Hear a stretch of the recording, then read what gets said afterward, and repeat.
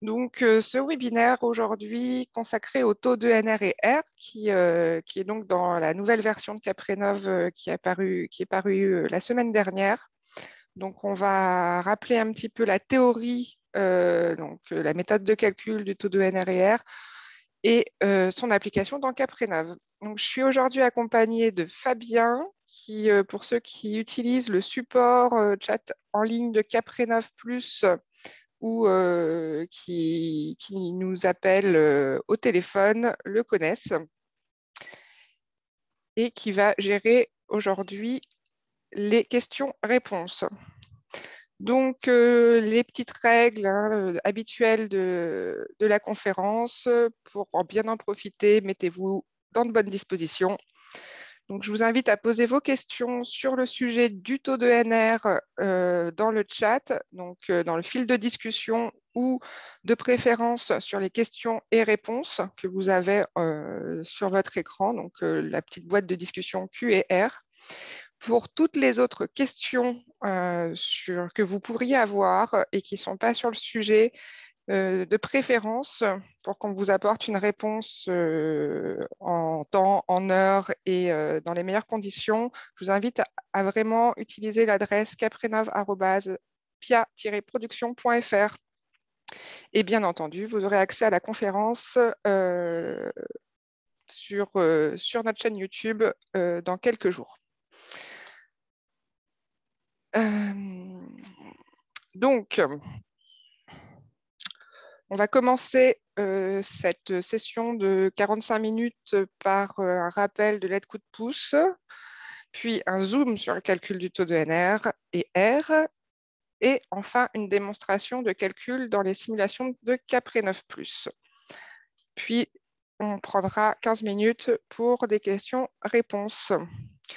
Je vais lancer un petit sondage avant, parce qu'on est donc la 40, pour savoir un peu qui se trouve autour présent sur le sujet. Donc, si vous avez accès au sondage,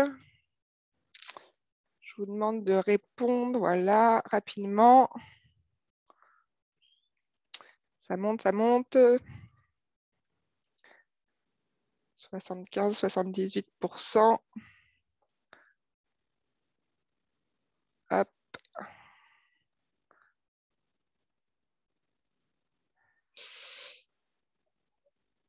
Allez, on va partager les résultats. Hop. Donc, on a une partie importante de bureaux d'études autour de la table. Et après, dans des proportions à peu près égales, des entreprises du bâtiment, des formateurs, organismes de formation, services publics et réseaux fer, architectes et autres catégories. Merci pour ces réponses. Donc, on commence par l'aide coup de pouce rénovation performante sur les principes généraux de cette aide. Et là aussi, je vais vous mettre un petit peu en condition de participer et vous poser la question de les conditions pour valoriser la prime coup de pouce, donc à travers un sondage. Donc, quelles sont les conditions à respecter pour valoriser le coup de pouce rénovation performante?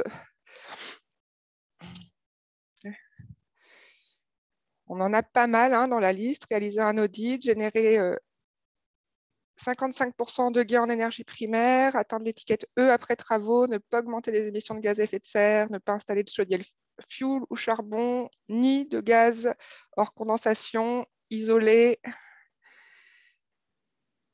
et parois opaques à 50%, à 70%.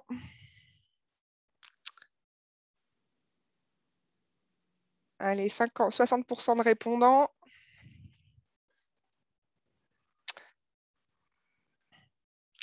74%. Ah, il y a encore des répondants. Il y a beaucoup de questions. Il faut avoir le temps de les lire. Allez, 83%, on va s'arrêter là. Donc, réaliser un audit à 97%. Oui, effectivement, générer un gain de 55% d'énergie primaire, ça fait partie des conditions.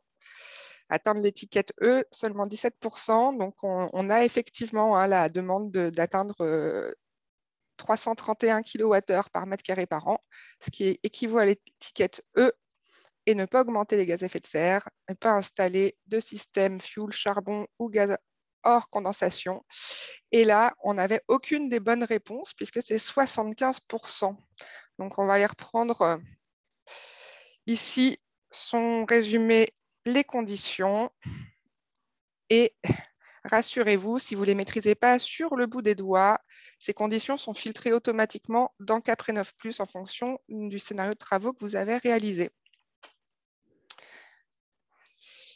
Voilà pour les conditions de l'aide coup de pouce. On va passer maintenant au taux de valorisation des primes coup de pouce. Je ne vous rassure, pas de sondage cette fois-ci. Donc, ce taux de valorisation ou ce coefficient de valorisation est défini selon 3 critères. Premier critère, le fait qu'on soit en catégorie de modeste ou très modeste ou intermédiaire et supérieur. Deuxième critère, le fait qu'on remplace une chaudière fuel ou charbon hors condensation ou pas. Donc, le scénario de travaux inclut le remplacement d'une chaudière fuel ou charbon ou inclut d'autres travaux. Et le dernier critère, celui qui nous intéresse particulièrement aujourd'hui, c'est le taux de NR&R. Soit il est inférieur à 50%, soit il est supérieur à 50%. Et donc là, on voit le montant des primes, enfin en tout cas d'euros par mégawattheure économisé, donc sur la base de la consommation en énergie finale avant-après travaux et de la surface habitable. Donc voilà, on voit que ce taux de NR, il est quand même important. Il permet d'aller booster les primes. Rapidement, le ministère nous a donné des statistiques sur les montants des offres coup de pouce proposées et versées depuis le début de la période. Donc, depuis le début de la période, c'est octobre. Octobre 2020, mais bon, ça a commencé vraiment sur l'année 2021. Et donc là, on voit le montant d'abord total des offres proposées, puis le montant des travaux qui ont été engagés. Donc, c'est normal après que les montants des travaux achevés et le montant des incitations financières versées soient très faibles puisque les offres sont parues il y a assez peu de temps. Et on voit par contre qu'entre le montant total des offres proposées et le montant des travaux engagés, on a quand même une grosse partie. Là, on est presque à 50-50 sur le taux de NR, la répartition, donc plus ou moins de 50%. Et sur les travaux engagés, on n'a qu'une faible proportion de travaux, de montants de travaux engagés avec des scénarios de plus de 50% de taux de NR&R, alors que les primes sont plus importantes, le montant des primes. Donc voilà, ça c'est des petites informations. Un petit problème d'animation sur ma diapo, mais c'est pas grave. Donc l'aide coup de pouce, on toujours ces statistiques. On voit que 98% des scénarios de travaux qui ont été proposés et donc sur la période incluent des PAC à 98%. Que sur la répartition du type de ménage, on n'a pas vraiment d'influence. On a la moitié, un peu plus de ménages non modestes que de modestes. Et sur les résultats, donc avant, après des scénarios de travaux et des logements considérés, donc on voit que la médiane, comme la moyenne, on est à 300 étiquettes F, donc passoire, et qu'on arrive peu ou prou à l'étiquette CB. Voilà, donc 50% en gros des travaux qui sont permis, en tout cas en partie par le coup de pouce rénovation performante, permettent des sorties de passoire. Voilà pour cette première partie de rappel sur le coup de pouce. On va maintenant rentrer dans le calcul du taux de NR et R. Donc, la formule, c'est taux de NR&R égale ENR&R et surconsommation de chaleur utile. Voilà la formule. Maintenant, je vais vous mettre à nouveau un sondage pour que vous me définissiez le taux, le NR&R et les moyens de production de NR&R. Donc, je vous invite à répondre au sondage.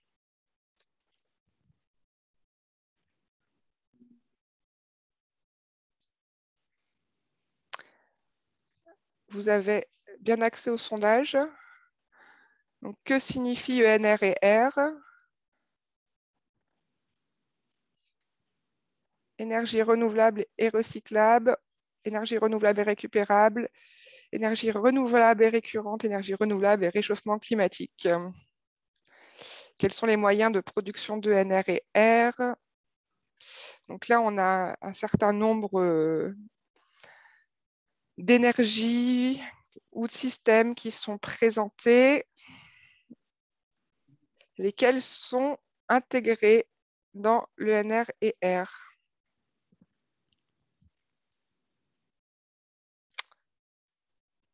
Je laisse encore quelques minutes pour finir de répondre à ce sondage.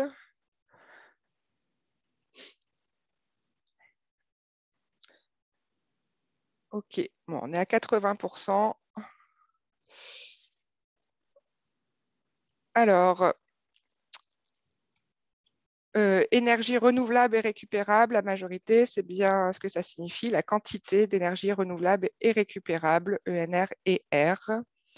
Et quels sont les moyens de production de ENR et R? Donc, le raccordement à l'électricité verte, non, n'est pas pris en compte. On n'inclut pas soit le raccordement à l'électricité verte, soit même la production et l'autoconsommation d'électricité photovoltaïque produite, n'est pas inclus ni dans la consommation, ni dans la quantité d'énergie renouvelable et récupérable. Les VMC double flux, effectivement, peuvent être intégrés en tant que chaleur récupérée, raccordement à un réseau de chaleur, bien entendu, géothermie directe aussi, pompe à chaleur et récupération de chaleur des eaux grises. Donc, ENR et R, pour résumer, c'est la quantité de chaleur renouvelable et de récupération. Dans Caprénov, on n'a pas l'ensemble des éléments, raccordement à un réseau de chaleur, on ne le retrouve pas pour les maisons individuelles. La récupération de chaleur des eaux grises non plus n'est pas une intervention qu'on peut intégrer dans l'application à ce jour.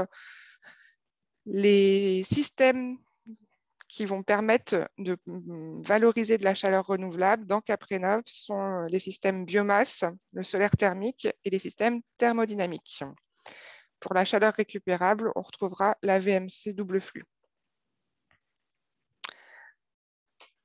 Voilà pour la partie ENR et R. On va regarder maintenant cette consommation de chaleur utile et je vais vous inviter à définir également par sondage ce que c'est.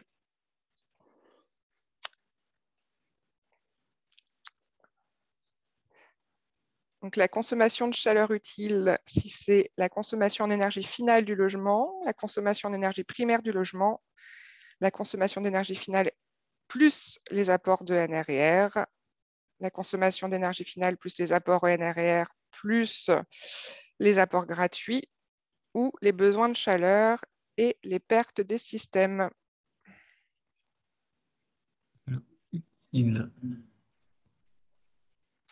Déduction faite. Allô? J'ai entendu quelqu'un parler, mais... où est mon sondage? Sondage. Voilà. Allez.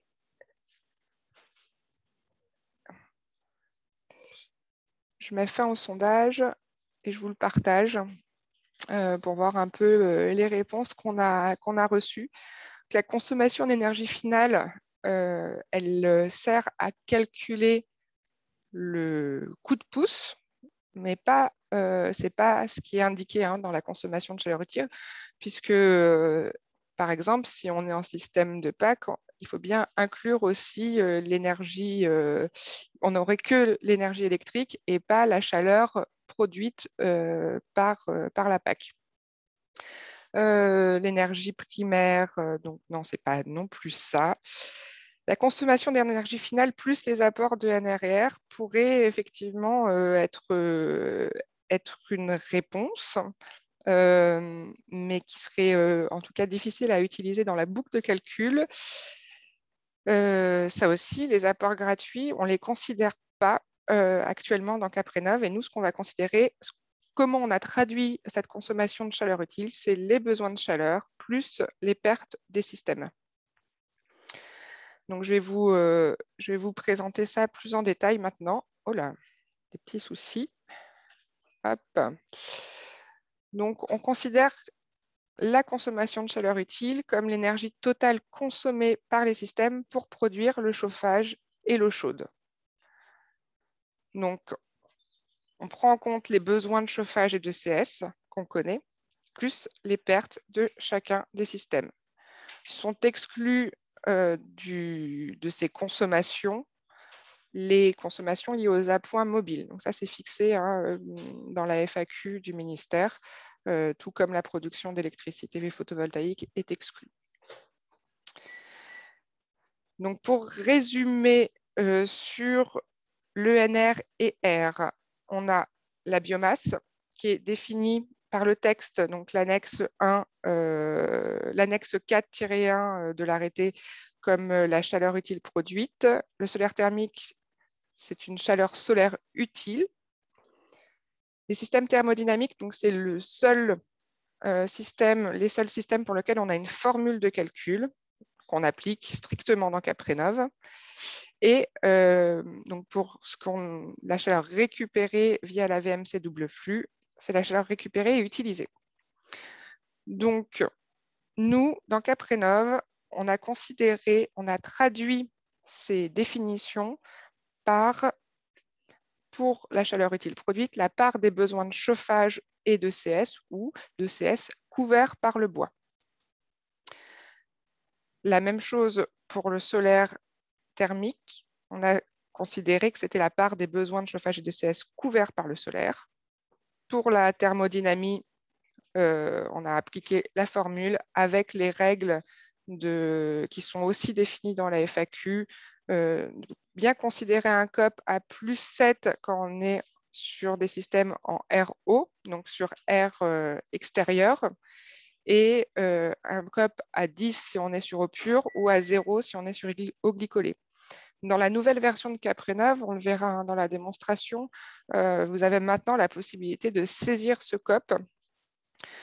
Et notamment, là, je ne l'ai pas précisé, mais si vous êtes sur des packs sur air extrait, donc c'est un COP à plus 20 qu'on pourra utiliser. Donc, référez-vous au document constructeur pour insérer le bon COP qui servira à calculer ensuite le taux de NR et R lié au pack. Pour la VMC double flux, on utilise, donc on considère la chaleur transférée par la ventilation qui est calculée à partir des débits d'air conventionnels pour un rendement de 0,58 et sur la base des degrés heure corrigés conventionnels. Sur la consommation de chaleur utile, là aussi, la seule formule que les textes donnent sont pour les systèmes thermodynamiques. COP fois consommation d'électricité. Donc, on a effectivement les consommations d'électricité qui sont liées aux besoins de la pompe à chaleur et la chaleur utile produite par le système thermodynamique, sachant que le COP intègre les pertes. C'est pour ça qu'on a, nous, traduit les besoins de chauffage plus les pertes liées au rendement de génération, de distribution, d'émissions de régulation pour le chauffage et des rendements de génération, de stockage et de distribution pour l'eau chaude. Je vais vous présenter quelques exemples. Le temps... Voilà, donc d'abord pour résumer, le taux de NR&R, donc c'est ENR, les besoins de chaleur ou la quantité de chaleur, en tout cas couverts par les systèmes à énergie renouvelable ou par récupération de chaleur fatale sur la consommation de chaleur utile ou les besoins de chauffage et de CS, plus les pertes de chacun de ces systèmes. Donc, si on prend quelques exemples rapidement sur une maison peu isolé et qu'on propose donc là je vous ai pas mis hein, le détail du CEF avant après travaux, mais simplement je veux vous présenter en fonction des types de systèmes et des types de travaux qu'on inclut les kilowattheures en ENR et les kilowattheures en consommation de chaleur utile. Donc là, c'est un projet de travaux qui inclut une isolation des combles perdus, une isolation des murs, une PAC RO avec un COP de 4,6. Donc 4,6, si on applique les formules qui nous sont données, c'est le minimum pour avoir un taux de NR à 50%. Et un chauffe-eau thermodynamique avec un COP de 2,5. On a un gain sur le projet en énergie primaire de 67%. Donc on considère qu'on a rempli hein, toutes les conditions pour être éligible à la prime coup de pouce. Si on regarde maintenant le taux de NR&R, on voit que l'ENR, pour le chauffage, on est à 7208 et donc sur une consommation de chaleur utile de 16 000 pour le chauffage. Pour l'eau chaude, on va avoir 1221 kWh pour une consommation de 2103. Donc, on a un taux de NR à 40,09. Si j'ajoute une double flux, donc j'ai un gain en énergie primaire qui augmente un petit peu, mais j'ai aussi des kilowattheures qui viennent d'une quantité de chaleur récupérable qui s'ajoute au numérateur et qui vient augmenter mon taux de NR&R. Donc là, j'ai un gain de 69% en énergie primaire. Et là, sur ce dernier projet de travaux, j'installe plutôt une chaudière à granulés et un chauffe-eau électro-solaire. Je conserve la VMC double flux. Mon gain en énergie primaire va baisser par rapport à la pompe à chaleur. Par contre, mon taux ENR&R va largement augmenter. Donc voilà, il ne faut pas non plus lier le gain en énergie primaire au taux d'ENR et R. Ce sont deux choses qui ne doivent pas être considérées sur la même proportionnalité. Je vais passer à la démo sur Caprénov. Donc sur le même exemple, on va pouvoir avoir plus d'informations sur cette maison, son avant, après. Alors, j'ai plus de partage de connexion. Je vais repartager mon écran. Hop, excusez-moi pour ce petit détail technique. Donc, on est sur une maison des années 70 en Gironde, sur 212 mètres carrés, sur comble perdu et sous-sol non chauffé, peu isolé, donc un petit peu au comble, avec une VMC simple flux. Sur l'usage du logement, on est en conventionnel, donc peu importe. Ça ne rentrera pas en compte dans les calculs. Le générateur de chauffage, j'ai une chaudière fuel qui produit l'eau chaude et pas de système de climatisation. Donc, j'ai un logement en passoire, hein, comme la moyenne des logements qui font l'objet de la prime. Ça, les factures d'électricité, j'y touche pas, je ne suis pas intéressée sur le sujet aujourd'hui. Et donc, je suis sur un ménage intermédiaire, revenu intermédiaire, soit violé sur le barème MaPrimeRénov'. Donc, on va pouvoir regarder, mais je retrouve là mes 3 scénarios de travaux que je vous ai présentés juste avant. Donc, 67, 69 et 66% de gains énergétiques avant, après travaux. Donc, on va regarder où se trouve. Voilà, donc je suis intervenue sur les combles et sur les murs. Je vérifie. Donc là, j'ai le badge coup de pouce qui me dit que je suis bien éligible. Je vérifie que les conditions à respecter, voilà, donc comme je vous le disais en introduction, Caprénov filtre pour vous les conditions, excepté le fait de réaliser un audit énergétique, puisque ça, c'est l'objet de la simulation, et ça doit être bien réalisé par un auditeur énergétique.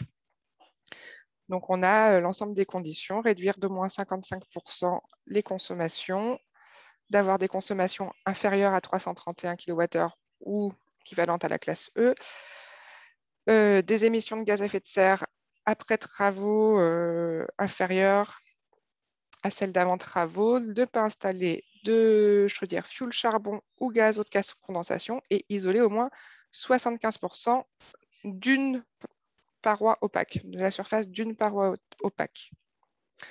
Donc voilà, il y a une autre condition qui est relative à la dégradation du confort des occupants, qui n'est pas prise en compte ici dans cette liste, mais vous pouvez le voir ici, le gain en confort. Et ça sera, cette information est bien indiquée sur le rapport d'audit énergétique issu de Caprénov. Donc, je ne suis pas intervenue sur la ventilation et j'ai remplacé donc ma chaudière fuel par une pompe à chaleur RO. Hop, avec un COP à 4,6. Là, on retrouve un petit peu d'informations sur ce que je vous indiquais, sur quelle température on se base pour indiquer le COP. Donc, une aide à la saisie pour vous. Le SCOP est toujours utilisé pour calculer les performances du système, donc sur la boucle de calcul thermique. On va jouer sur, si vous jouez sur le scope, on va voir la jauge d'économie d'énergie primaire évoluer. Le COP, lui, est uniquement utilisé pour calcul du taux de NRR. L'ETAS est également uniquement utilisé pour l'éligibilité aux aides. Donc, à chaque fois, vous retrouverez les points d'information associés sur ces différentes caractéristiques techniques. Donc, de la même façon, là, sur le chauffe-eau thermodynamique, vous avez la possibilité de venir modifier le COP et les tasses, sachant que donc, ce qui nous intéresse aujourd'hui, c'est le COP.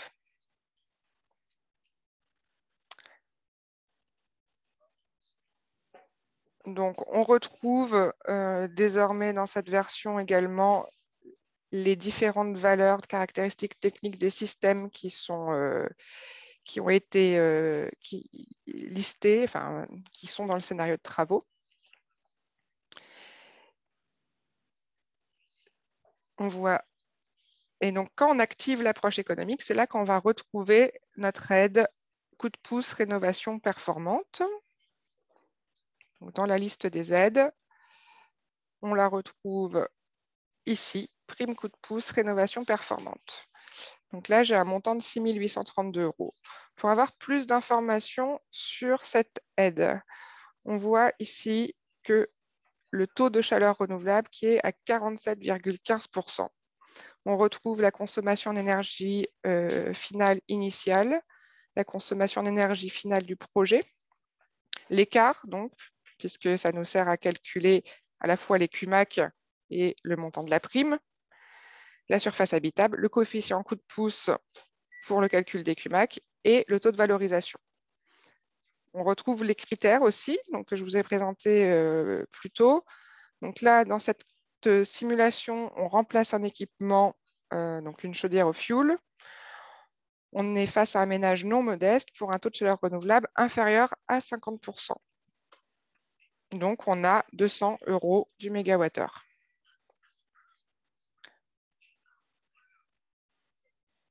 Donc, voilà, je peux activer la prime. Je peux aussi activer la prime rénovation globale et le bonus sortie de passoire.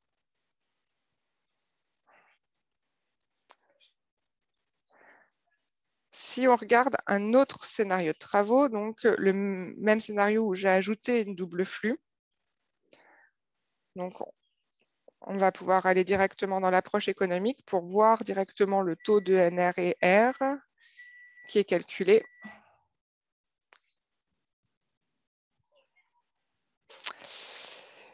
Et donc, je retrouve ma prime coup de pouce, rénovation performante. Et là, je vois que j'ai, grâce à la ventilation, j'ai dépassé 50%. Et donc, mon taux de valorisation, je suis passé de 200 € du mégawattheure à 400 €. Donc, j'ai une prime et puis j'ai gagné aussi en écart de consommation. Donc, j'ai une prime de 13 798 €. Donc, la ventilation peut, la chaleur récupérée par la VMC double flux peut être aussi, surtout quand on est en comble perdu, un moyen intéressant de gagner sur le taux de NRR.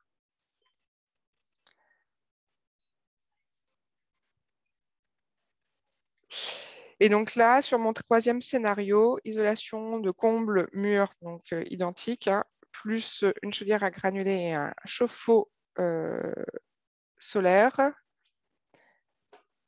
je vais avoir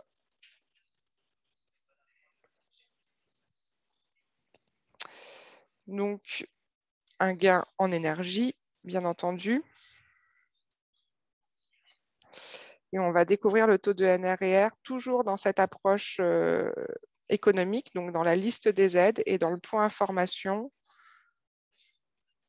de la prime coup de pouce. Donc là, je suis passée à 58,43% avec donc la même valorisation. Un peu moins de prime puisque mon écart de consommation en énergie finale est moindre par rapport au scénario précédent de PAC, chauffe-eau thermodynamique et ventilation double flux.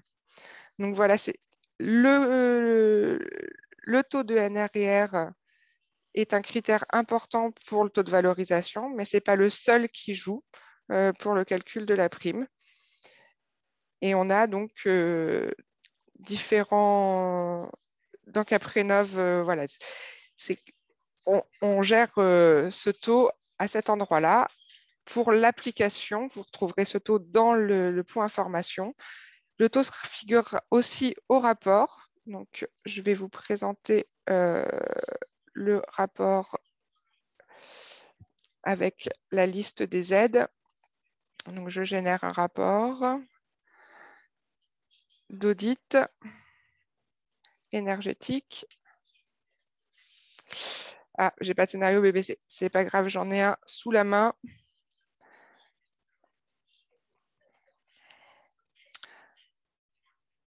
Hop, et je vais vous présenter donc dans le détail de l'aide, donc dans les aides financières qui sont présentées dans le rapport. On retrouve donc l'ensemble des détails de calcul, donc les conditions et les détails de calcul pour l'aide. Donc le nombre de kilowattheures Qmax générés selon la consommation d'énergie finale initiale et celle du projet, le gain en énergie primaire, et vous retrouvez le taux de NR sur la base des consommations conventionnelles en énergie finale pour le chauffage et le chaude sanitaire. On a également l'astérisque qui dit que les consommations des équipements non fixes ne sont pas considérées, comme par exemple le chauffage électrique soufflant. Voilà pour cette démonstration et l'intégration du taux de NR et R dans Caprénov. Maintenant, on va pouvoir passer aux questions un petit peu en avance sur le déroulé prévu. Fabien, je veux bien que tu me transmettes les questions qui ont été... que tu ouvres ton micro et que tu te fasses médiateur. Alors, bonjour à tous. Donc, Alexina, on a un regroupement, notamment en premier lieu, sur la question des packs, les hybrides et modulables. On a eu quelques questions en ce sens, savoir si c'était pris en compte ou pas. Alors, les packs hybrides ne sont pas encore intégrés dans Caprénov. C'est une évolution de solution qu'on a prévu de faire, mais qui est en cours. On a beaucoup d'évolutions prévues, dont le taux de NR maintenant est derrière nous et ça va nous permettre d'avancer sur d'autres sujets, notamment le moteur de calcul, car comme vous avez sans doute vu la consultation publique sur l'audit énergétique qui est paru hier, on va devoir intégrer le moteur de calcul 3CL 2021. Donc, effectivement, les packs hybrides, c'est un sujet et c'est prévu, mais on a des obligations, on va dire, réglementaires, notamment sur le moteur de calcul qui, je pense que vous le comprenez, passe avant. Alors, il y a une seconde question pour le citer, Monsieur Herfi, par rapport à la COP, savoir si c'était du 35 ou 55, mais quand tu as développé, on voyait justement que c'était possible de moduler, donc si tu peux rapporter une précision à ce niveau-là. Effectivement, hein, pour tout ce qui est système de chauffage, le texte précise qu'on doit utiliser un COP de plus 35. Donc sur la FAQ du ministère, le COP de référence, c'est plus 35. Si on est en chauffe-eau thermodynamique, effectivement, là, on prendra un COP de plus 55. Ensuite, pas de questions pour le moment recensées en dehors de cas particuliers. Je demandais qu'on reprécise de nous les envoyer par mail. On pourra regarder par la suite. Mais sinon, je ne sais pas si d'autres personnes ont des questions à formuler.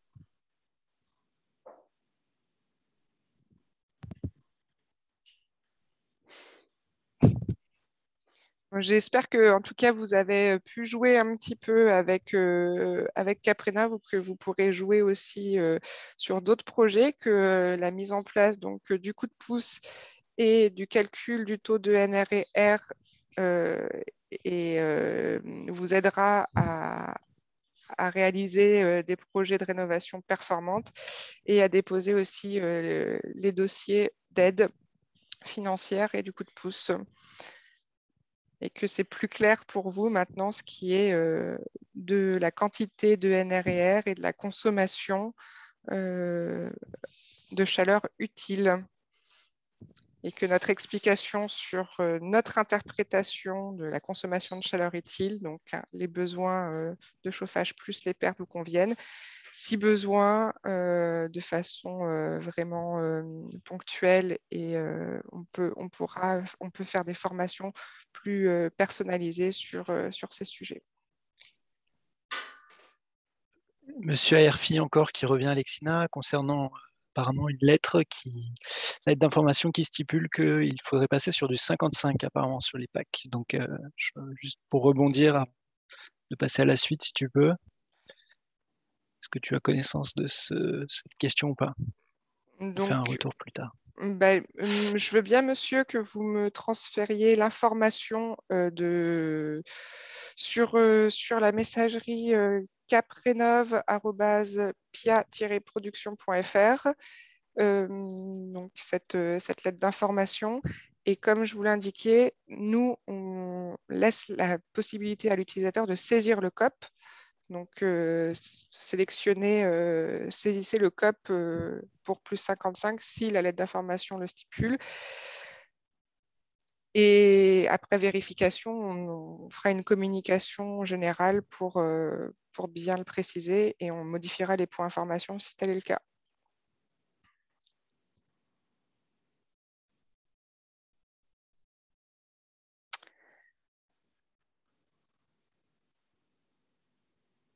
Mais s'il n'y a plus d'autres questions, je vous dis, je vous souhaite une bonne soirée et vous recevrez bientôt une prochaine invitation sur un autre sujet de webinaire. On va mettre en place des webinaires tous les 15 jours sur différentes thématiques autour de Caprénov et de son fonctionnement. Alexina, juste il y a encore des questions qui arrivent apparemment, notamment encore sur RFI, donc il faudra passer par les par le support, comme on a dit, envoyer un mail, monsieur Aerfi. Donc ensuite, on a une question aussi pour savoir si les calculs sont validés par MaPrimeRénov'. Si nos calculs sont bien pris en compte, c'est une question qui est récurrente, donc peut-être y répondre à l'oral pour tous. Effectivement, l'audit énergétique et la méthode de calcul utilisée par Caprenov, c'est une méthode 3CL, donc 3CL version 2013, mais c'est la méthode qui est demandée pour l'audit énergétique selon l'arrêté du 17 novembre 2020. Et donc, prochainement, au 1er janvier, on va passer en méthode de calcul 3CL 2021. Donc aujourd'hui, tous les audits énergétiques qui sont réalisés avec Caprenov sont éligibles puisqu'on est, pour MaPrimeRénov', puisqu'on est en méthode de calcul 3CL. Je vous invite à lire l'article sur le moteur de calcul qui est sur notre blog, également dans la LED de Caprenov. Si vous tapez moteur de calcul, vous retrouverez les informations et audit énergétique, vous retrouverez les informations sur le sujet et des traces écrites.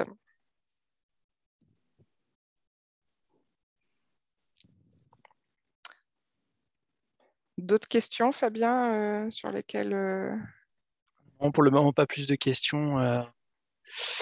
Non, en soi, non. Des questions après plus récurrentes sur le... Alors, si une question spectateur anonyme, le calcul NRR est-il validé pour la BRTH 164? Et sur le cœur de la présentation. Oui, tout à fait. Ouais. Donc, le calcul de NRR, il ne peut pas être validé puisqu'il n'y a pas d'échange aujourd'hui avec la DHUP, la DGEC. Nous, on expose et on va consacrer un article aussi qui représente ce que je vous ai présenté aujourd'hui sur nos hypothèses, comment on traduit en formule de calcul les définitions qui sont données par l'annexe, donc dans l'arrêté. Et donc, on est complètement transparent sur ce point. Et si jamais d'autres méthodes d'autres formules de calcul seraient précisées par le ministère, on les intégrera bien sûr dès qu'il le faudra. Mais pour l'instant, il n'y a pas de précision en tout cas. Donc, c'est quelque chose qui nous semble juste sur le plan thermique et qu'on a appliqué. Voilà.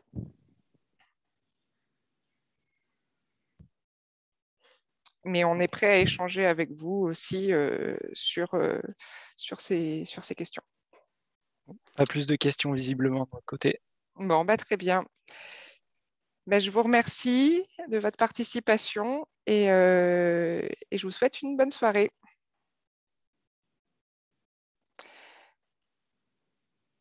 Donc oui, le taux de NR apparaît dans le rapport. Il est précisé ici. Voilà. Au revoir. Bonne soirée à tous. Merci.